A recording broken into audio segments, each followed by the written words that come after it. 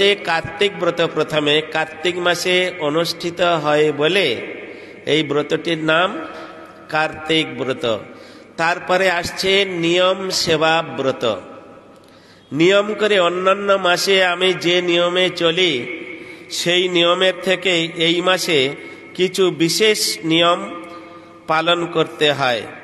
এই জন্য এই ব্রতটির নাম হয়েছে নিয়ম সেবা ব্রত। নিয়ম সেবা ব্রত। দামোদর ব্রত, দাম দিয়ে অর্থাৎ দড়ি দিয়ে মা যশোমতী গোপালকে এই মাসে বন্ধন করেছিলেন বলে নাম হয়েছে দামোদর ব্রত। সর্বশেষ হচ্ছে ঊর্জা ব্রত। ঊর্জা শব্দের অর্থ শক্তি। যখন আমরা জয়ধ্বনি দেই সেই সময় জয়ধ্বনি যাই উজ্জেশ্বরী শ্রীমতী রাধা রানী। লক্ষ্মীয় শক্তি তত্ত্ব, উমা রমা সত্তা সচি যা কিছু আছে এরা সকলেই শক্তি তত্ত্ব। এই শক্তিদের মধ্যে যিনি হচ্ছেন সর্বশ্রেষ্ঠা, উজ্জেশ্বরী, যিনি হচ্ছেন ঈশ্বরী, তিনি হচ্ছেন একমাত্র বৃষভানু রাজনন্দিনী শ্রীমতী রাধা রানী। এই জন্য ঊর্জা মানে শক্তি। তা এই মাসটা রাধারানীর অত্যন্ত প্রিয় মাস। এই মাসটায় রাধারানীর গুণগান এবং শ্যামসুন্দরের গুণগান করলে রাধারানী তার প্রতি অত্যন্ত প্রীত হন। এবং এই ব্রত যদি কেউ পালন করেন, নিয়ম সেবার ব্রত নিয়ম করে এই ব্রত যদি কেউ পালন করেন, তাহলে রাধারানী কি করেন বলছেন, দেহান্তে, ভালো করে শুনুন, দেহান্তে, এটা সনাতন গোস্বামী তার দিগদর্শনী টিকায় বলছেন, তিনি কি করলেন, দেহান্তে রাধারানী সেই সাধিকাকে তিনি কি করেন, তার যে অষ্টসখী আছে সেই অষ্টসখীর মধ্যে সর্বশ্রেষ্ঠা সখী হচ্ছেন ললিতা সখী। সেই ললিতা সখীর জুতের মধ্যে রূপ গোস্বামী প্রভুর আনুগত্যে তাকে শ্যামসুন্দরের সেবার অধিকার প্রদান করেন। বুঝলেন?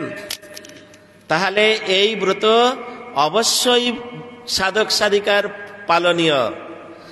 যারা সাধন ভজন করেন না তারাও যদি এই ব্রত পালন করেন, ধরুন 11 মাস তারা কোনো ব্রত আদি করেন না, কোনো একাদশী ব্রত করে না, কিছুই করে না, এইরকম ব্যক্তিও যদি এই 1 মাস সাধু সঙ্গে এই ব্রত পালন করেন যথাযথভাবে, তাহলেও রাধারানী বলছেন তাহার একটা সুন্দর গোপীদের ঘরে জন্মগ্রহণ করিয়ে দিয়ে, মানে তার তখন তিনি ওই সেবার অধিকার দিবেন না, যেহেতু তিনি সারা বছর ভজন করলেন না। 1 মাস এই যে রাধারানীর গুরু বৈষ্ণবগণের আনুগত্যে সে যে দামোদর ব্রত পালন করেছে, এর ফলে কি হবে না, রাধারানী কি করবেন, ব্রজের মধ্যে কোনো এক শ্রেষ্ঠ গোপী গৃহে তাকে জন্মগ্রহণ করিয়ে দিবে, আর জন্মগ্রহণ করিয়ে দিয়ে তাকে ভজনের সুযোগ করিয়ে দিবে। তারপরে ভজন করতে করতে করতে করতে সে যখন সিদ্ধ দেহ লাভ করবেন, তখন রাধারানী তাকে ওই রাধারানীর জুতের মধ্যে তিনি পরিগণিত করে নেবেন। এরকম সুন্দরভাবে শাস্ত্র বর্ণনা বললেন। মহারাজ, আপনি এই যে কথাগুলো বলছেন বইয়ের মধ্যে লেখা আছে, ওগুলো হচ্ছে কি ওরা এমনি লিখে রেখেছে, ওগুলো আপনার হয় নাকি? ওদিকে ওগুলো আবার হয় নাকি? তাহলে ওগুলো যদি বইয়ের মধ্যে ওই রকম লিখে রেখেছে ওটা হয় না, তাহলে আমরা ইতিহাসে পড়েছি বা বিজ্ঞানের মধ্যে পড়েছি, পৃথিবীর থেকে বলছেন সূর্য হচ্ছে 13 লক্ষ গুণ বড়, তাই তো? তাহলে এই যে কথাটা লিখেছে এটা আমরা মানব কেন? এটাও তো এমনি লিখে দিতে পারে। সুতরাং বিশেষ করে এটা কাল্পনিক হতে পারে, কিন্তু মুনি ঋষিগণ তারা সাধন ভজন করতে করতে মহামুনি বেদব্যাস যে সমস্ত কথাগুলো লিখেছেন, এগুলো কি ভুল হবে? হবে না। কেন? ব্যাস ও নারায়ণ স্বয়ং, ব্যাস হচ্ছে স্বয়ং নারায়ণের শক্তির আবেশ অবতার। এই জন্যে তার লেখনী কোনোদিন ব্যর্থ হবে না, মিথ্যা হবে না, ব্যভিচার হবে না। এটা যদি কেউ না মানে, বেদ না মানিয়া বৌদ্ধ হইল নাস্তিক, তারে যদি এগুলো কেউ না মানে তাকে নাস্তিক বলা হবে, পাষণ্ড বলা হবে। এই মাসে ব্রজেন্দ্র নন্দন শ্রীকৃষ্ণ গিরিরাজ গোবর্ধন ধারণ করিয়াছিলেন। বৎস পালক হইতে তিনি গোপালকত্বে উন্নতি হইয়াছিলেন। তাহলে এতদিন তিনি বৎস চরাতেন, আর এই কার্তিক মাস থেকে তিনি কি করলেন? বড় বড় গরুগুলো, গাভীগুলো চরাতে আরম্ভ করলেন। আর কি বলছেন? আবার বামন রূপে তিনি দৈত্যরাজ বলিকে আত্মসাৎ করিয়েছিলেন। এই কার্তিক মাসে তিনি বামন রূপ ধারণ করেছিলেন। এই জন্য দেখবেন এই মাসে ওই দৈত্যরাজ বলির পূজা হয়। কারণ বলির জন্য, বলি সাধারণ ব্যক্তি নন, যিনি ভগবানের চরণে আত্মনিবেদন করেছিলেন। নববিধা ভক্তির সর্বশ্রেষ্ঠ ভক্তি হচ্ছে না শ্রবণ কীর্তন, শ্রবণ তারপরে কীর্তন।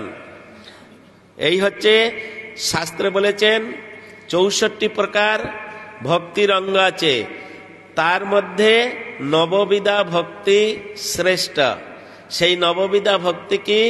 শ্রবণ, কীর্তন, স্মরণ, বন্দন, পাদ সেবন, অর্চনং, বন্দনং, দাস্যং, সখ্য আত্মনিবেদনম। এই হচ্ছে নববিধা ভক্তি। তার মধ্যে বলছেন আবার 5 প্রকার ভক্তি শ্রেষ্ঠ।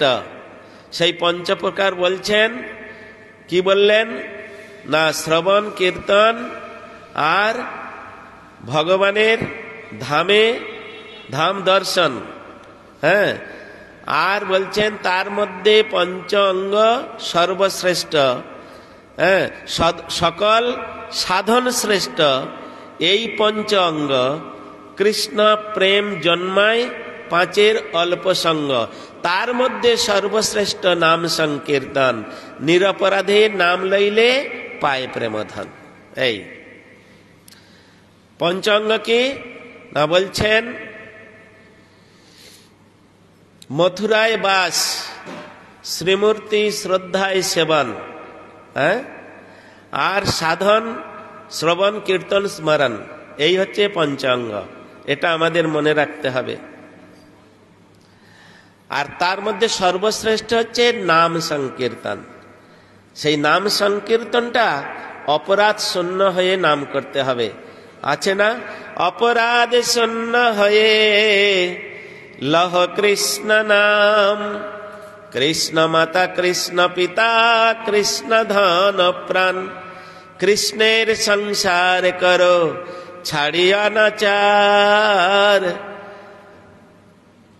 আর জীবে দয়া নামে রুচি সর্বধর্মসার। জীবে দয়া আর নামে রুচি, এই দুটো থাকতে হবে। জীবে দয়া মানে জীবের প্রতি দয়া করা। কি করবেন? অনেক টাকা পয়সা আছে, একটা স্কুল করে দিলেন, একটা হাসপাতাল করে দিলেন, সেখানে এগুলো জীবের দয়া হচ্ছে না, এগুলো শরীরের প্রতি দয়া। শরীর খিতি অপ্তেজ মরোদ্বম দিয়ে যে শরীরটা আমরা লাভ করেছি, ডাল ভাত রুটি তরকারির আয়োজন করা, স্কুল কলেজ হাসপাতাল করা, এগুলো সব শরীরের সেবা। এগুলো হচ্ছে শরীরের সেবা। এই সেবার দ্বারাই কোনোদিন পারমার্থিক কল্যাণ লাভ হবে না। এই শরীরের সেবার দ্বারাই কিছু পুণ্য সঞ্চয় হবে। আর সেই পুণ্য যখন সঞ্চয় হবে, পুণ্য লাভ হলে কোথায় যায় লোক? স্বর্গলোকে যায়। যখন মানুষ পুণ্য সঞ্চয় করে তখন তারা স্বর্গলোকে যায়, আর স্বর্গলোকে গিয়ে সেখানে ইন্দ্রের রাজত্বে সেখানে স্বর্গসুখ ভোগ করতে আরম্ভ করে। আর ভোগ করতে করতে করতে করতে যখন পুণ্যের ব্যালেন্স শেষ হয়ে যাবে তখন ওখান থেকে আবার ক্ষীণে পুণ্যে মত্তলোকং বিশন্তি তে তং পুণ্যং স্বর্গলোকং। গীতার শ্লোক, গীতা পড়ে দেখবেন।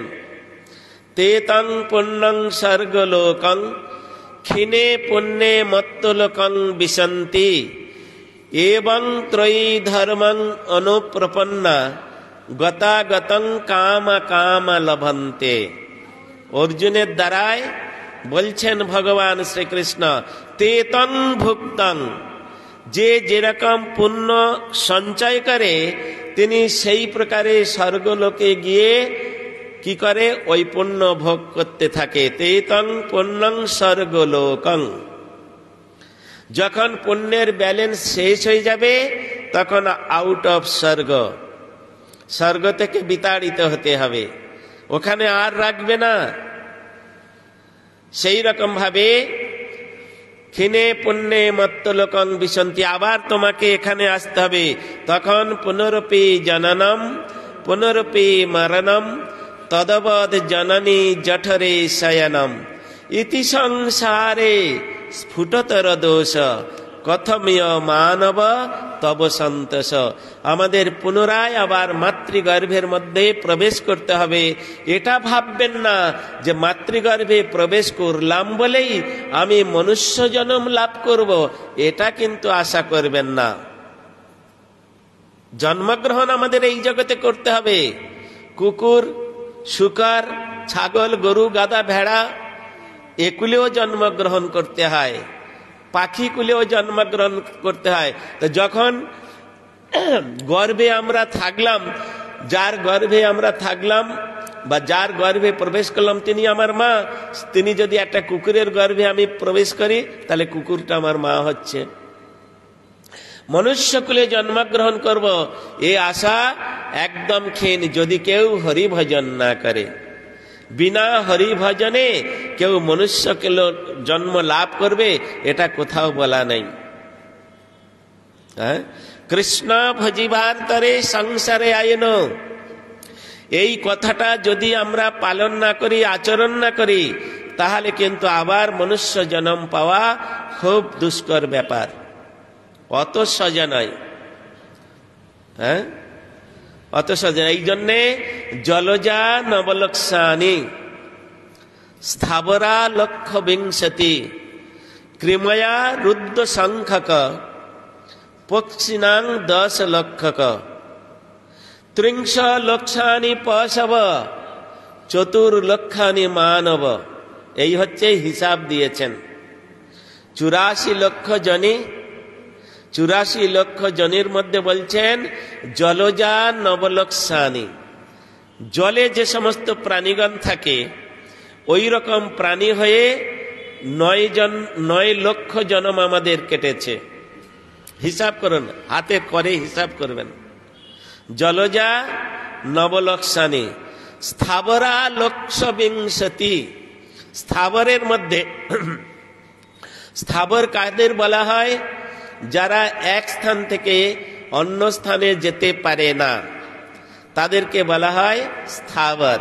যেমন বৃক্ষ, পাহাড়, এরা এক স্থান থেকে অন্য স্থানে যেতে পারে না।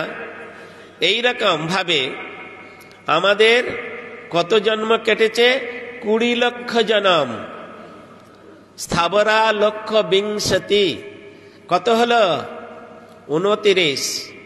এদিকে 9, ওদিকে 20, 29 হলো। হিসাব করবেন, 84 কুণ্ড মিলাতে হবে। 84 কুণ্ড নরক আর 84 লক্ষ জন্ম, এটা মিলাতে হবে। তাহলে 29 হলো। স্থাবরা লক্ষ বিংশতি ক্রিময়া রুদ্র সংখ্যক। রুদ্র মানে 11। রুদ্র শব্দের অর্থ হচ্ছে 11। তাহলে কৃমিকীট, নানা রকম পোকামাকড় আর কি, কৃমিকীট, পায়খানার বিষ্ঠার কৃমি, হ্যাঁ, নর্দমার কৃমি। এই হয়ে আমাদের 11 লক্ষ জনে অতিবাহিত হয়েছে। তাহলে কত হলো? হ্যাঁ, 29 আর 11 40 হলো, হয়ে গেল। পক্ষিনাং 10 লক্ষ। আকাশে উড়তে পারে এই রকম পক্ষী, এদেরকে পাখি বলা হয়। যারা উড়ে বেড়ায় তাদেরকে বলা হয় পাখি। তো ওই পাখি হয়ে জন্মগ্রহণ করতে হয়েছে 10 লক্ষ জনে। কত হলো? 50 হলো। 30 লক্ষানি পশব, 30 লক্ষ পশু হয়ে জন্মগ্রহণ করতে হয়েছে। কুকুর, ছাগল, গরু, গাধা, ছাগল, ভেড়া, বাঘ, সিংহ, হরিণ ইত্যাদি ইত্যাদি। এই জন্ম হয়ে 30 লক্ষ অতিবাহিত হয়েছে। কত হয়েছে? 80। আর 4 লক্ষানি মানব, 4 লক্ষ মানের মানব, সব থেকে কম। হ্যাঁ, মাত্র তার মধ্যে আবার 2 লক্ষ অনার্য জাতি, কোল, ভিল, সাঁওতাল, অনার্য। আর আর্য জাতি হয়ে আমরা এই 2 লক্ষ জানি। তাহলে বুঝতে পারছেন আমাদের অবস্থাটা কি? 84 লক্ষ জনম। সেই 84 লক্ষ জনমের কথা বলতে গিয়ে বলছেন 4 লক্ষানি মানবা, তার মধ্যে 2 লক্ষ অনার্য আদি জানব। হ্যাঁ, আর্য বংশে 2 লক্ষ, এই করি মানব। 2 লক্ষ হচ্ছে আর্য জাতি। তার মধ্যে আবার কত রকম আমাদের তা জানতে হবে। এই যে মনুষ্য জন্মটা আমরা লাভ করেছি, এটা ওই 2 লক্ষের মধ্যে লাস্ট জন্ম। এরপরে আর মনুষ্য জন্ম পাওয়া যাবে না। এটা সব সময় আমাদের মনে রাখতে হবে। আর সেই জন্য আমাদের হরিভজন অবশ্যই করতে হবে, হরিনাম করতে হবে, হরিগুরু বৈষ্ণবের সেবা করতে হবে। বাড়িতে জামাই মেয়ে আসুক, হাজার হাজার টাকা তখন ব্যয় করে বাজার টাজার করে একেবারে টাকা নষ্ট করব। হ্যাঁ, অমেধ্য কুমেধ্য। একটা সাধু গিয়েছে জন্মাষ্টমীর সেবার জন্য, জন্মাষ্টমী করবে, বাবু 100 টাকা দেন, তখন আর দিবে না। তখন হাত কাঁপবে, বাবা 100 টাকা, এই হবে না, হবে না, এনে 50 টাকা নে, কি 10 টাকা নে। আর কেউ বলবে না না ওসব হবে না, ফিরে যাও। এই তো আমাদের বৃত্তি। টাকা আছে অনেক, কিন্তু সৎ কাজে ব্যয় করার ইচ্ছাটা হচ্ছে নাই। অসৎ কর্মে ইচ্ছা অনেক আছে। পুজোর সময় 1000 টাকা, 2000 টাকা, 3000 টাকা দিয়ে সব জামা কাপড় কিনবো, কিন্তু রাধারানীর জন্য 500 টাকার একটা কাপড় কেনার ক্ষমতা নেই, তাই না? রাধারানীর জন্য 500 টাকা দিয়ে একটা, 200 টাকা দিয়ে অন্তত একটা কাপড় যদি রাধারানীকে দিতেন, তবু তো রাধারানী বলবেন আমাকে একটা দিয়েছে রে। হ্যাঁ, সুতরাং এই সমস্ত বিচারগুলো আপনারা মনে করবেন, চিন্তন করবেন, আমরা কোন জগতে পড়ে আছি। এই জন্য তো ভক্তিবিনোদ ঠাকুর তিনি বলছেন, বিষয়েতে প্রীতিয়েবে আছয়ে আমার। এখন আমার বিষয়ে যে প্রকার প্রীতি আছে, বিষয় মানে আত্মীয় স্বজন ইত্যাদি সমস্ত সব এরা বিষয়। এখন বিষয়েতে প্রীতিয়েবে আছয় আমার, সেই মতো প্রীতি হোক চরণে তোমার। এরকম মধুময় কার্তিক মাসে যদি রাধারানীর জন্য একটা শাড়ি কেউ প্রদান করেন, তো রাধারানী তার সারা জীবনের কাপড়ের ব্যবস্থা করে দেবেন, চিন্তা করবেন না। হ্যাঁ, একদিন যদি বৈষ্ণব সেবা করিয়ে কার্তিক মাসে, সেখানে হরিভক্তি বিলাসের মধ্যে বলছেন, একদিন যদি কেউ বৈষ্ণব সেবা করায়, তাহলে 100 জন্মের আহার যদি গোবিন্দ তার জন্য মজুদ রেখে দেয়।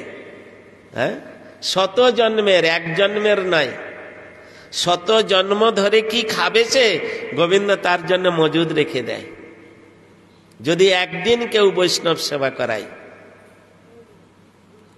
তাহলে রাধারানীর জন্য যদি একটা কাপড় কেউ দেন, এই হচ্ছে মধুময় কার্তিক মাসে, তাহলে রাধারানী তার জন্য কি করবেন ওটা আমার জানা নেই।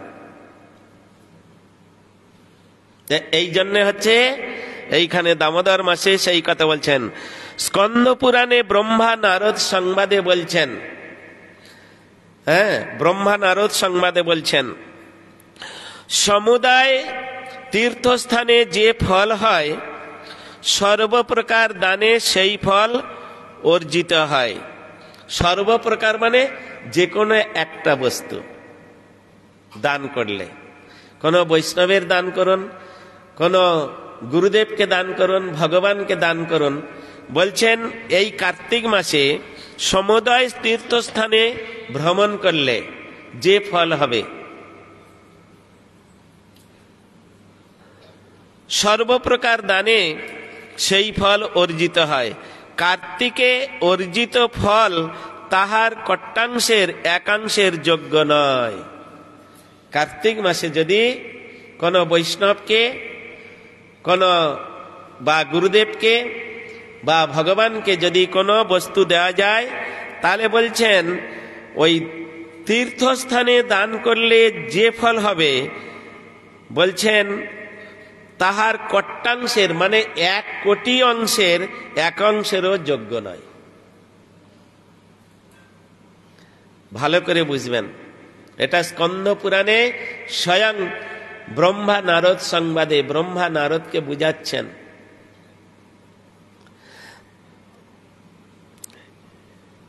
একদিকে সকল তীর্থ আর সদক্ষিণ যজ্ঞ, পুষ্কর, কুরুক্ষেত্রাদিতে বাস, সুমেরু তুল্য সুবর্ণ ও সকল দান, আর একদিকে কেশবপ্রিয় কার্তিক ব্রত।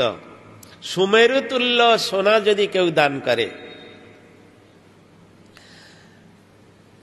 সেই সোনার দান করার ফলে তিনি যে পুণ্য সঞ্চয় করবেন, বলছেন কার্তিক ব্রত যিনি করবেন তার শতাংশের 1 অংশ হবে না। এই কার্তিক ব্রতের মহিমা এত কীর্তন করেছেন। এই জন্যে কার্তিক ব্রতে বিশেষ করে আপনারা শুনলে হয়তো ভয় পেয়ে যাবেন, বা মানে কার্তিক ব্রত যদি কেউ না করে, এমনি তো বলা আছে চাতুর্মাস্য ব্রত যদি কেউ না করে তাহলে তিনি জীবিত অবস্থায় আছে না, কি সকলে জানেন, শুনেছেন? হরিভক্তি বিলাসটা ভালো করে আলোচনা করবেন। সেখানে বলছেন চাতুর্মাস্যং নয়ন মুখং ব্রত এব অমি বাবা। যদি এই চাতুর্মাস্য ব্রত করতে কেউ না পারেন, অন্তত কার্তিক ব্রত তার জীবনে করতে হবে, একটা মনুষ্য জীবনে। যদি কার্তিক ব্রত পালন না করে তাহলে কি করে? সে হচ্ছে যমরাজের দূতের অধিকারী হয়। যমরাজের দূতগণ তাকে ধরে নিয়ে আর বলছেন অন্ধতা মিশ্র যে নরক আছে, মহারৌরব যে নরক আছে, অশিপত্র যে নরক আছে, আর